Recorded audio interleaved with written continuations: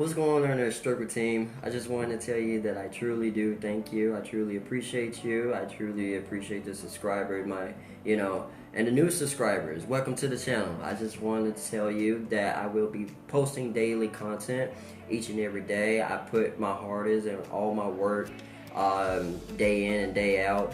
I do it, I stay up all night editing and everything like that just for you guys, So continue to show love, man. Continue to show the support and continue to make the channel grow because nothing is possible without you guys.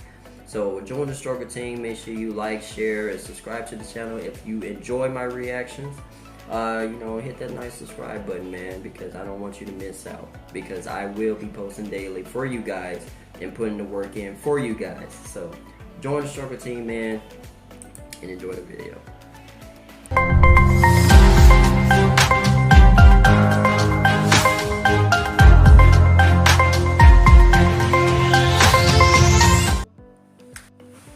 Oh, you thought I was done for the night, didn't you, motherfuckers? Nah, I'm back with another video for the night. It's gonna be my last one, in case you might not know. I'm kind of tired, to be honest. But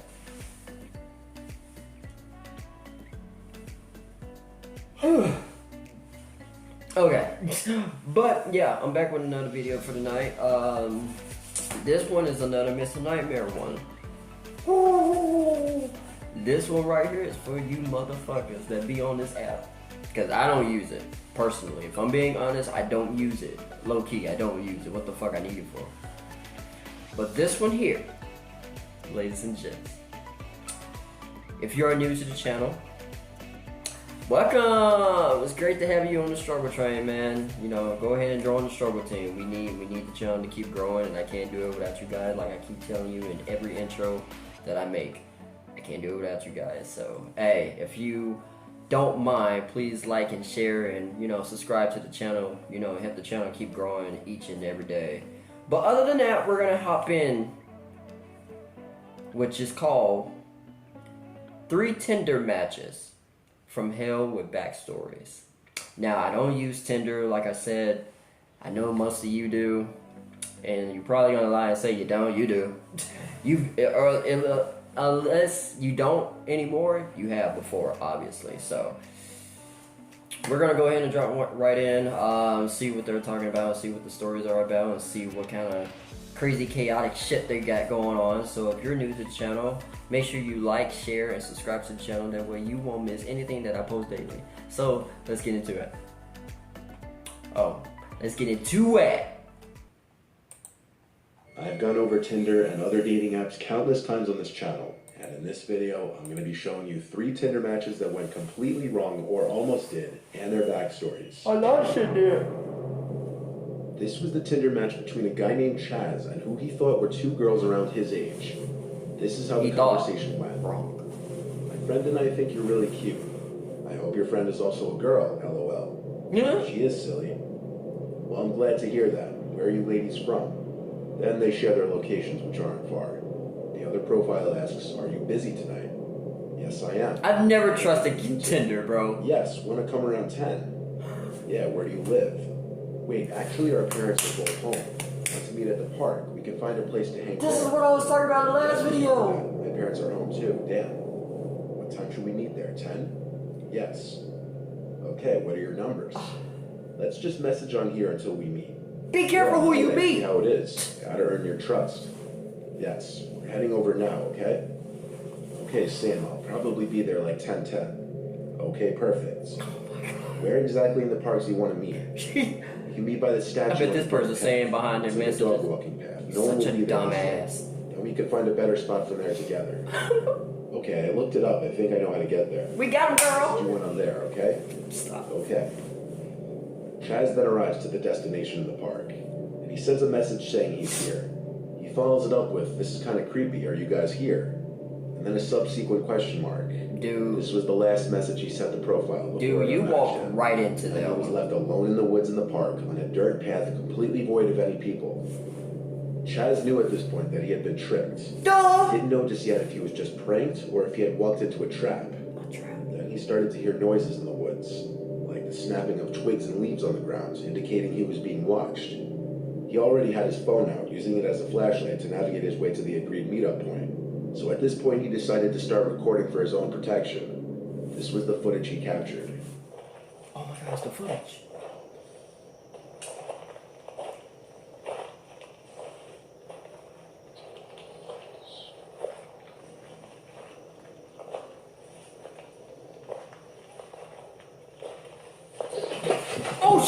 Oh! What do you see? In this footage, you can easily see that as he pointed his light into the woods where he heard another sound, it revealed someone in the woods, who then started to run out from the trees and chase after Chaz. Yeah! While running, Chaz stopped recording to turn off the flashlight, then ran into the trees to hide. He started recording again when he thought he had lost the person chasing him. Oh shit! He kept recording the rest of his way out of the park and back to his car to have video evidence of anything in case of a worst-case scenario. Luckily, Chaz made it back to his car and home. And don't fall for that shit again, Chaz! Recording the profile to Tinder just based off the screenshots he took. But Tinder got back to him saying they're unable to find any profiles that match the description or pictures. Oh. Chaz was obviously not wise to enter a suspicious situation like this. Obviously. The other profiles' refusal to give their number, as well as meeting anyone for the first time in a park by the woods at night, where nobody else would be around. Thank you! Huge red flags that this was some kind of trap. Why the fuck would you? He was lucky to have gotten away. Yeah. That's what I was saying. He's such a dumbass. The second match is I'm glad he made it out. The girl who submitted this to me wasn't the one to match this profile. Rather, it was her friend Maddie.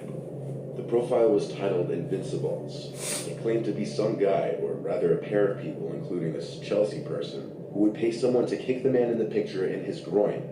This is the story in the girl's words. Some weird motherfuckers, man. One of my best friends, a girl named Maddie, was on Tinder one day when she stumbled upon this account. It was supposedly dedicated to finding people to kick a guy in the groin for a payment of between $50 and $100. What the fuck? Of course, my friend, needing money because of the pandemic and such, swiped right on him. He quickly messaged her back that there were several people involved in this, what? including a girl named Chelsea. We're not sure if they were even actually real to this day.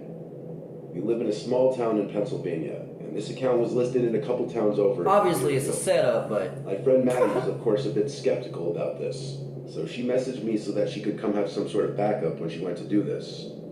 The account stated that they were doing this for a YouTube video, and the guy who was being kicked had lost a bet at a bar a couple weekends before. You know it's a setup. I agreed to accompany my friend. This shit's still crazy. I also was a bit skeptical, but I had enough confidence that I could protect her if things happened to go south.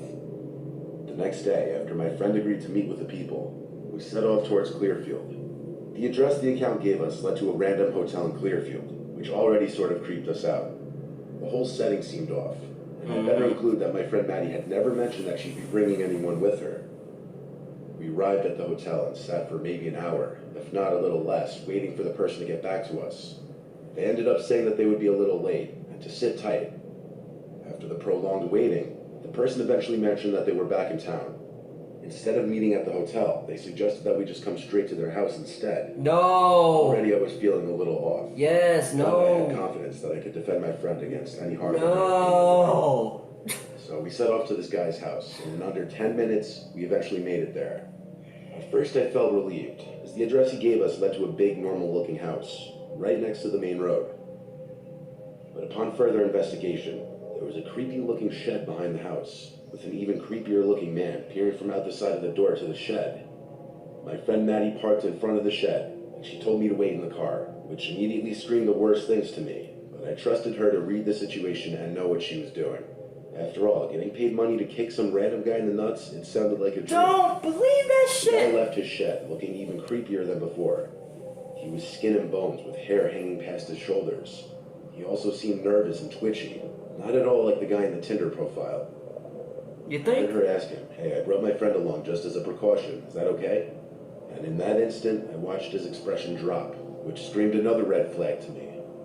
He stuttered out, "Yeah, that's fine, I guess." So I got out of the car and followed her, knife in my pocket in a hurry. We got some dummies in Inside the this shed, world. To which point I immediately began to regret mine and her decisions up until that point. The shed was filthy. It was cluttered with random items and boxes, with the toilet sitting in the corner. The guy, who I quickly realized must be an addict by the way he was acting, very nervous and twitchy, was now standing solemnly in the corner, setting up his laptop to record this event. We made some very awkward small talk as he was doing this, at which point I noticed something else that bothered me. This random guy had Snapchat installed on his computer, which is what his friend Chelsea was messaging us from. I could just be paranoid, but something about this told me that he was actually Chelsea. He needed another device to Snapchat her on to make it seem like he was someone else.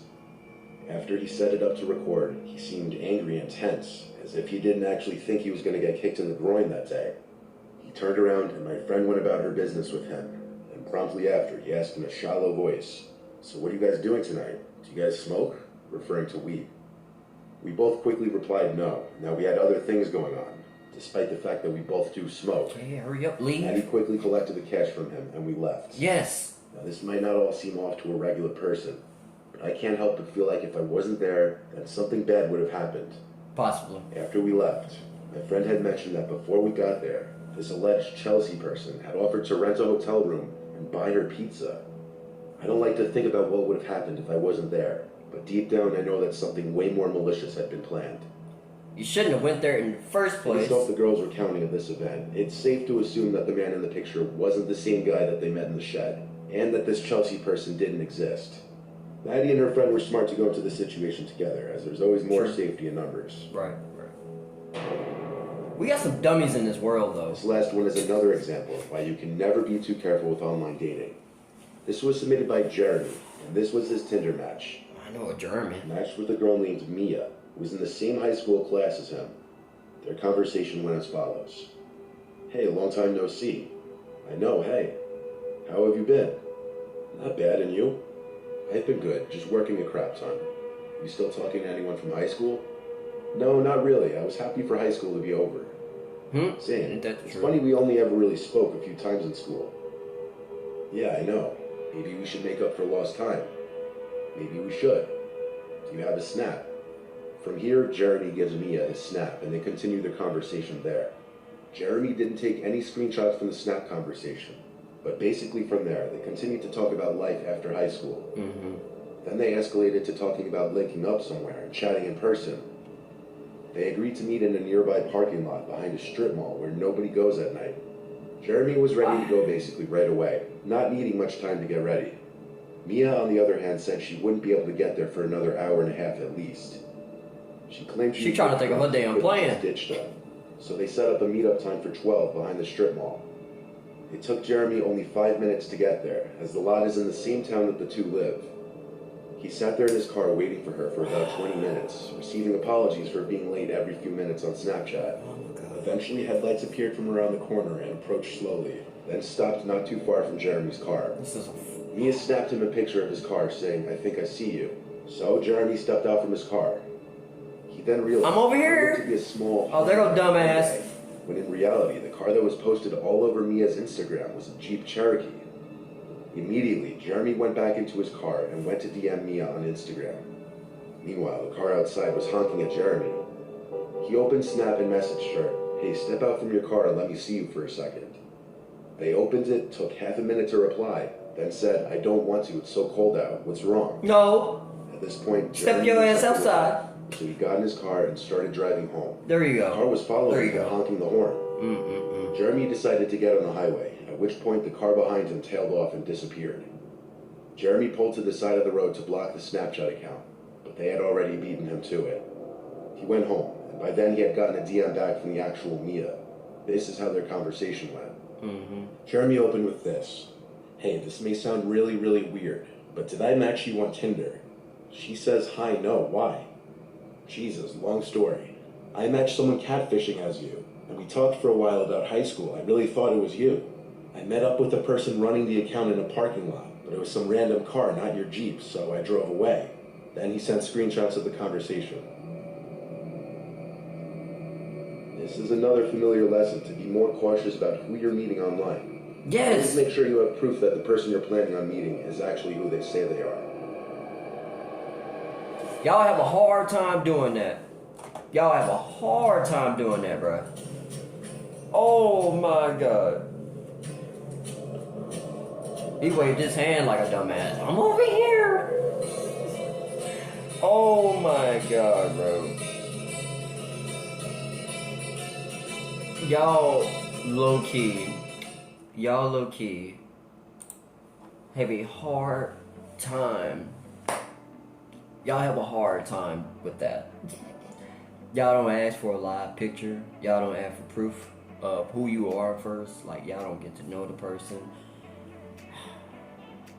Y'all have a hard time with that. I have no comment on it because y'all have a hard damn time with it. So, that being said, like I said in the last video, be careful who you meet. Be careful who you meet. That is a serious thing, man. Seriously, because this world is so fucked up. This earth is basically hell. So the thing is, things are so chaotic nowadays. You know what I mean? So people getting kidnapped and just certain murders, murder is happening each and every day. You see it on the news each and every day. It's always something new. So this is something serious you guys have to take if you're gonna do these dating websites. Like, make sure the person is who they say they are, and not actually somebody catfishing for somebody else. You gotta be sure. You literally gotta be sure who you're talking to. You can't just be like, hey, we can meet at the park. And why in the hell would you want to meet? We're around the woods. Why? What makes you? That should low-key be a red flag. Let's meet around the woods, at the park, at night, with nobody around. Yeah, that's smart. When meanwhile, you can probably just go to a bar, go to a restaurant, go eat, or, meet up where in public where it's a group of people. I don't know what to say about y'all, man. I love y'all regardless, but man, y'all decision making is off the damn roof, man. Post your comments down below. Let me know what you thought about the 3, Tinder stories. Have you been through a situation like this, or have you not? If you have been through a situation like this, tell me all about it. If you would like to share, or you can keep it private, doesn't matter. Make sure you like, share, and subscribe to the channel. That way you won't miss anything that I post daily. I'll see you guys in the next one.